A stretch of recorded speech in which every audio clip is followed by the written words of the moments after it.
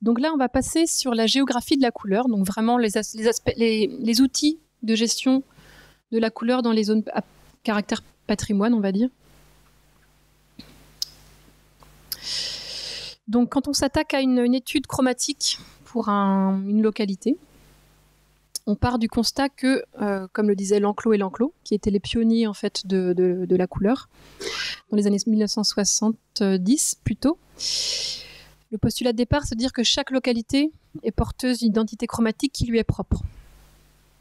Donc chaque localité est faite d'un matériau local, avec des carrières de matériaux de construction locales qui ont donné lieu à une couleur locale, en gros.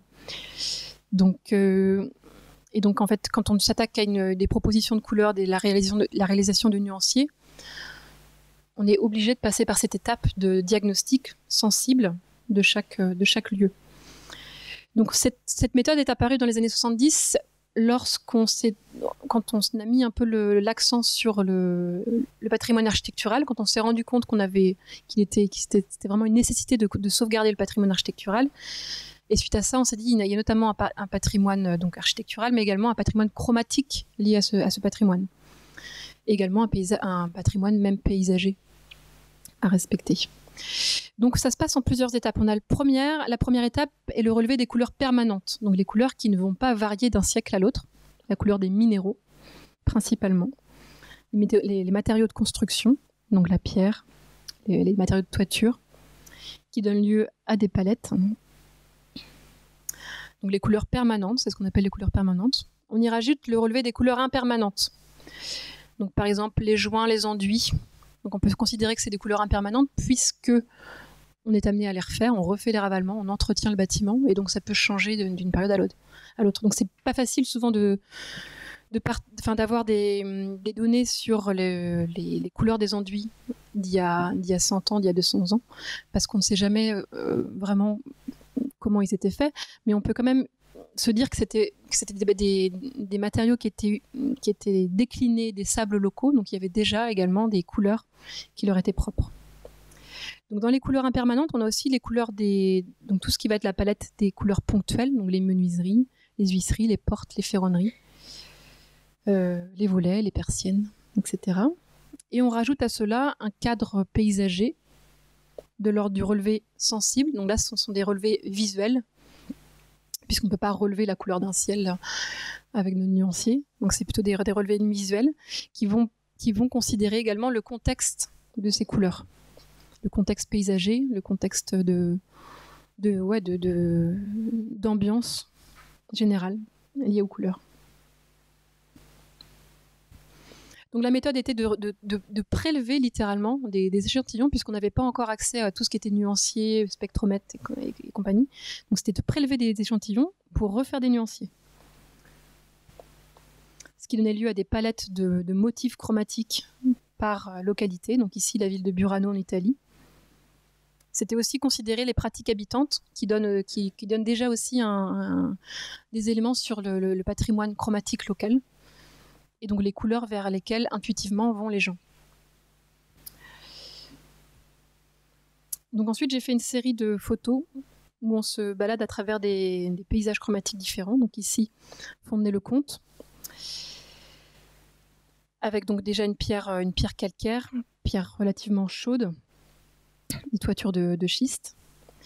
Donc c'est vrai que vous avez la chance par ici d'avoir ces grands bâtiments très lumineux et très clairs, sur lesquels se pose la lumière, et tout de suite on a un halo quand même de couleurs chaudes qui réchauffe quand même les ambiances urbaines. Je continue. Ici à Lille, donc plutôt façade brique, avec des éléments de monnaie nature qui étaient plutôt faits en pierre, des pierres calcaires, justement des pierres facilement sculptables, qui pouvaient sculpter plus facilement. Donc avec tous les éléments de monnaie nature qui étaient faits avec un rajout de matériaux, donc une sorte de polychromie déjà sur ces façades. Toulouse, par exemple, on est sur une ville de briques également, mais là, les monnaies nature utilisent la brique. Donc, on va avoir des corniches. Forcément, ça va être des choses plus simples au niveau des petits volumes. Ça donne une ambiance chromatique encore différente. Nantes, pierre calcaire également, mais très blanche pour le coup, où là on a une sensation aussi de légèreté, quelque chose qui est assez agréable à l'œil, puisque finalement c'est lumineux, ça fait du bien. C'est très agréable. Ici c'est chez moi, donc Guarec, centre Bretagne. Donc là on est sur du schiste en toiture, du schiste en façade, et des pierres de grès rouge, je crois. Donc vous voyez ici, c'est ce que je vous disais tout à l'heure par rapport à la pierre calcaire, la pierre de tuffeau qui est relativement jaune, qui donne tout de suite quelque chose de chaleureux au centre-bourg, même quand il n'y a plus personne, quand on est sur une... Ici, ce sont des centres-bourgs qui sont relativement des centres-bourgs anciens, qui sont souvent dépeuplés, avec des ambiances peu de commerce et des ambiances urbaines très sombres qui sont liées à la couleur du matériau. Donc ici, quand il fait pas beau, quand il pleut, quand il n'y a personne, c'est vraiment triste. Vous voyez ? Et le problème, c'est qu'on est sur des menuiseries PVC, des volets PVC. Enfin, ils ont tout enlevé, tous les volets bois pour mettre du PVC blanc, du coup. Donc, plus des enduits ciment blanc, voilà. Génial. Donc voilà, on repart côté couleur, côté autour de Marrakech. Donc là, un seul matériau de construction pour faire l'ensemble du paysage urbain. Vous voyez comme c'est chaud. Jodhpur en Inde. Donc là, on est plutôt sur une application de la couleur liée à des pratiques religieuses, sur la caste des brahmanes. Dès lors qu'on appartenait à cette caste, on colorait la maison. Ici, j'ai mis un exemple, c'est pas forcément un bon exemple, mais c'est la ville de Huáscar en Espagne, qui est devenue bleue, mais alors depuis juste moins de 10 ans, à cause du tournage d'un film, les Schtroumpfs, je crois. Les Schtroumpfs. Et donc voilà, ils ont dû peindre un bout de la ville pour le tournage, et puis en fait, tout le monde s'y est mis. Et... vous voyez, c'est pas les bleus le plus fin. C'est pas ce qui met le plus en... Ils ont des super toitures en argile, en tuile d'argile, qui est complètement écrasée, qui deviennent plus du tout rouges, là, qui deviennent complètement brunes parce que le bleu est trop bleu, quoi. Qui mange en fait toutes les autres couleurs.